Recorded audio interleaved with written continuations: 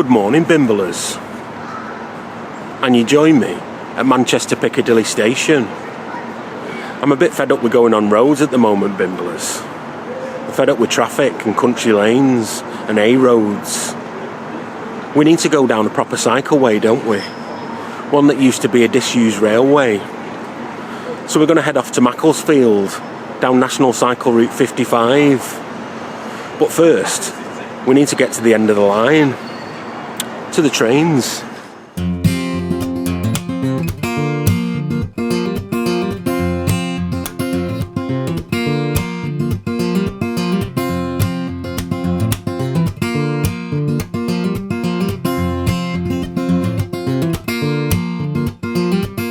Maybe it didn't work at the time, maybe it never did.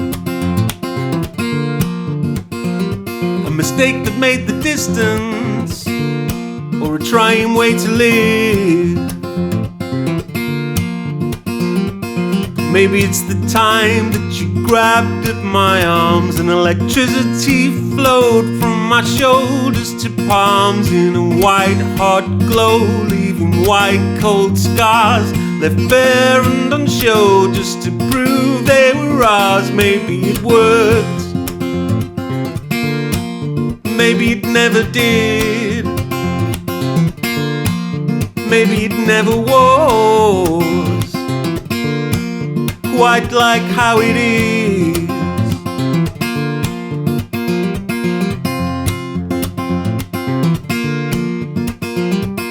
Maybe it didn't work at the time, maybe it never did. A novelty improvement left lonely as it gives. Or maybe it's the time that you closed both your eyes and you pouted your lips as you waited for mine in the soft red glow of your soft cold arms. Serotonin burnt holes through my veins to my heart. Maybe it worked, maybe it never did, maybe it never was quite like how it is. Maybe it's the time that I wanted to say that my limbs won't move more than 2 feet away from your day glow side luminescent sparks. I could burst into flames from one beat from your heart. Maybe it worked, maybe it never did, maybe it never was.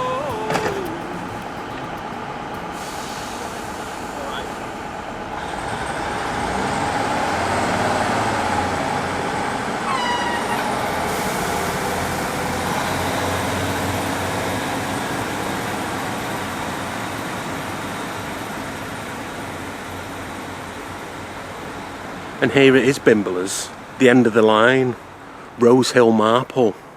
It's a station that beat the cuts of Dr. Beechin in the 1960s, the patron saint of bimblers and cyclists. He closed loads of stations and turned all the railways into cycle paths. Well, he didn't turn them into cycle paths, but that's what happened to him. Rose Hill, Marple was opened in 1869, and 101 years later, in 1970, everything south of Rose Hill, Marple was closed, and eventually it became National Cycle Route 55, which we're going to cycle down now. In more recent years, there was talk about changing this to a Metrolink, with the trams rather than the trains. But I'm glad they didn't, because you can't take your bike on a tram. It's a nice cycle from Stockport, though. But here we are, Rose Hill, Marple, the start of our cycling adventure for today. 11 miles of traffic-free bimbling. Let's bimble. Life was left alone in days that felt so long. Being on our own was irresistible. Thoughts kept to myself, shared with someone else. silently replied to most inaudible. Quiet imagination running away with me. Secret conversations between you and me. Sometimes it was nice for a change. Make believe this wasn't so strange. I'm telling you my secrets again. Imagine that you're still here with me. Imagine just how good that could be. I'm telling you my secrets again. I know it's just pretend, but I'm telling you my secrets again.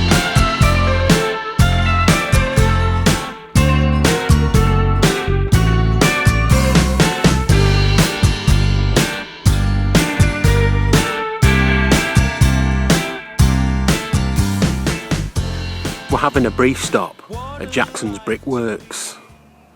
It's a big pond with some trees around it. It's a nature reserve now.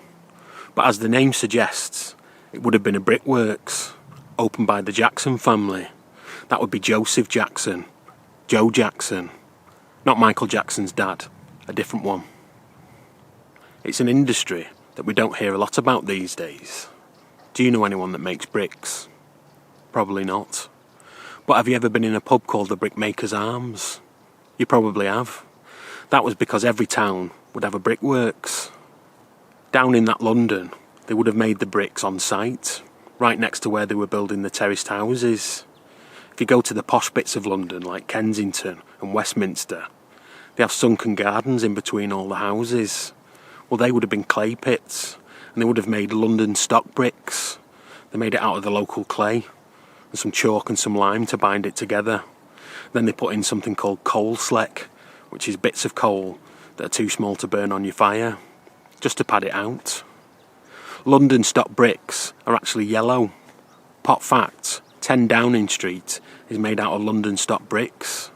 It should actually be yellow, like the rest of the buildings in London. But they paint it black, so it looks dirty with soot, because that's what people are used to. They want to imagine Winston Churchill coming out and doffing his top hat. Here at Jackson's Brickworks, they would have made common bricks, which are the bricks that you use for internal walls. We use breeze blocks these days. They were bricks that didn't need to look nice.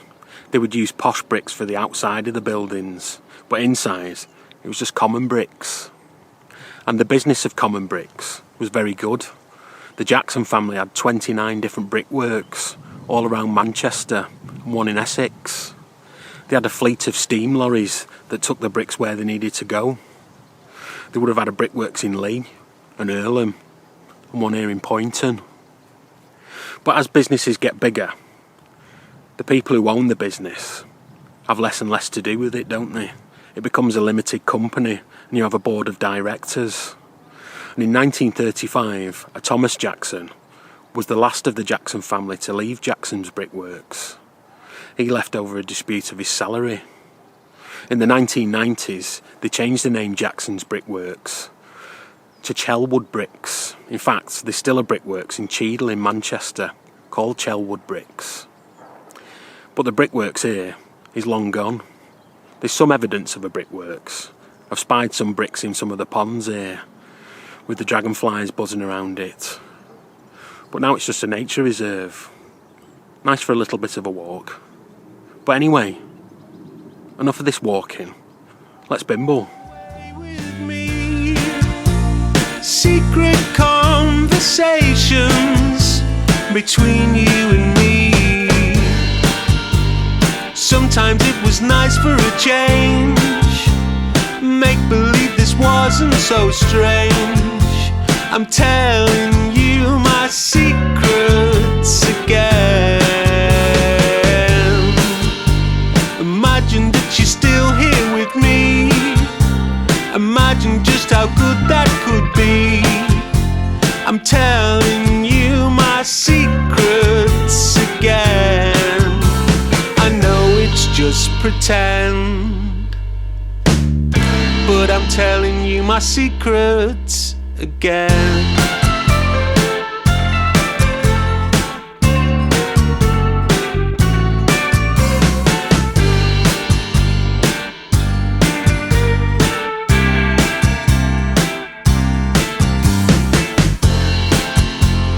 What a life to lead, played internally, presented just for me, but all controllable.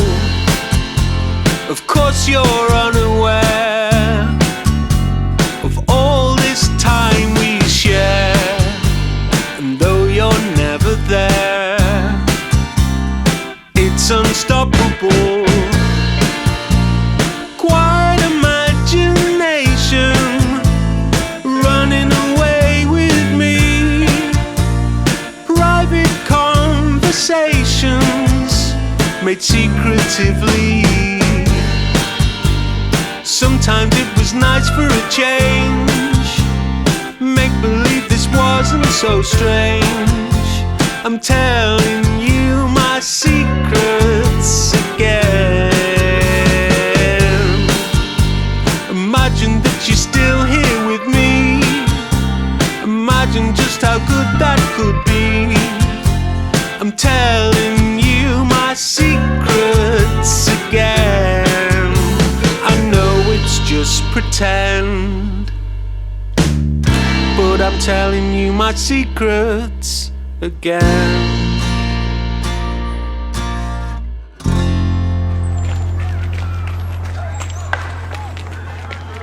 And so we reached the Ballington Viaduct, which is indeed in Ballington. They're having a game of cricket here today. Everybody's out watching it. It's very idyllic. Even I stopped to watch a few overs. Ballington is named after the River Bollin, which starts just southeast of Macclesfield, and it winds its way through Cheshire, going underneath Manchester Airport, and eventually into the Manchester Ship Canal, or the River Mersey as was, just outside of Lymm. But the River Bollin doesn't actually go through Ballington. I've checked the map about 4 times. It's the River Dean that goes through Ballington. This should be called Deanington. It was those fast-flowing rivers that gave Ballington its industry. That was for cotton weaving.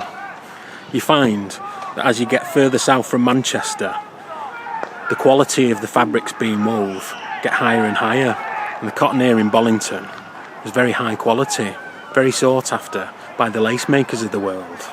There was a fella called John Ryle that started making silk here in Ballington. He was so successful at making silk that he went over to America to do it. He got the nickname the godfather of the American silk industry. They made him the mayor of Paterson, that's in New Jersey. He came back here when he was an old man. He actually died in Ballington. He had a stroke while he was getting ready to go to church. But they put him in a boat and took him back to Paterson, and he's buried in New Jersey. Those fast-flowing rivers might have been good for making cotton and silk, but they were no good for getting the cotton and the silk out again. You needed a canal for that. So in 1831, Thomas Telford built him one, the Macclesfield Canal. It goes past something called Clarence Mill, which we'll have to come back to Ballington and have a good explore of. We've also got to come back and see something on top of the hill called White Nancy. We'll be back Ballington. The Macclesfield Canal stretches all the way from Marple to a place called Hall Green just near Kids Grove. At that point, it becomes the Trent and Mersey. We could bimble home down the Trent and Mersey Canal. Maybe on another day, yeah. Ballington has a few other famous sons and daughters. One being Sir James Chadwick, who discovered the neutron. Thanks, James. And Terry Waite, the fellow who was held hostage in the Lebanon. Do you remember that? Back in the 80s. And TV's David Dickinson. Ballington. What a Bobby Dazzler. Let's bimble.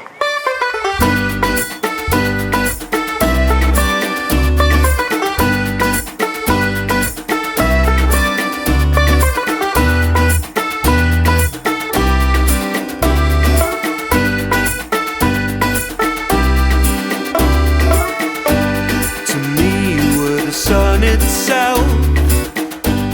To me you were a warming hand that melts to the bone. The flowers grown from my heart. To you I was a drifting line, drawn between a light to capture, but only shown in pictures sewn from my arms.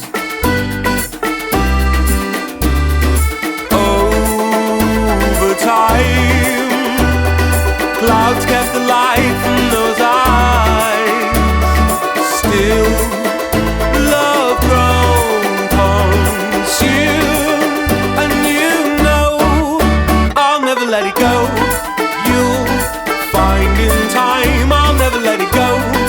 You'll find it's right. I'll only ever know how to speak my mind.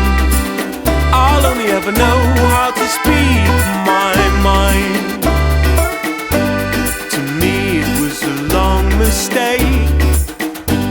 To me it was a golden handshake to reapply those lazy arms in my heart. To you it was a dream it mended. To you it was a dream suspended. To relocate right from the break to the start. Over time, clouds kept the light from those eyes. Still, love grown, consumed, and you know I'll never let it go. You'll find in time, I'll never let it go. You'll find it's right. I'll only ever know how to speak my mind. I'll only ever know how to speak my mind. The Middlewood Way. Completed it, mate. All in one day, 11 miles of it. And we've made it here to Macclesfield. Before the Frenchy Normans came along, Macclesfield was under the control of King Edwin of Mercia. But when the Frenchy Normans did come, they did the Doomsday Book of 1086, and they said that Macclesfield was worth £8. Let me tell you, Bimblers, today Macclesfield is worth at least £10.50. I jest, of course. Macclesfield is lovely. But at one point, you could have said that Macclesfield was only worth buttons. That was because that was their main industry. Silk buttons. The same silk that they would have had at Ballington. Silk is actually quite gross. It's a certain type of caterpillar that makes itself a cocoon. And when it becomes a moth, they discard that cocoon. And those cocoons were brought to Congleton in Cheshire. And it was someone's job to unpick all the strands. They would soak them in warm water. Bearing in mind it's something that comes out of a caterpillar's bum. But that would be spun into silk. And that silk would be brought from Congleton to Macclesfield, down the Macclesfield Canal. Silk used to be Macclesfield's bread and butter, until bread came along. The first Hovis factory was here in Macclesfield. It was actually developed in Stoke-on-Trent. The name Hovis was come about by a competition in 1890, when a Hubert Grime coined the phrase hominis vis. That's Latin, it means strength of man. They shortened it to Hovis. Back then it would have just been flour and baking tins, and you would have bought the flour and the baking tins and made it in your bakery. And then you could say, that's a Hovis loaf, that, just made out of Hovis flour. You can buy it fully formed these days, can't you, from the co-op? It's a good loaf, a Hovis loaf. Lasts for ages.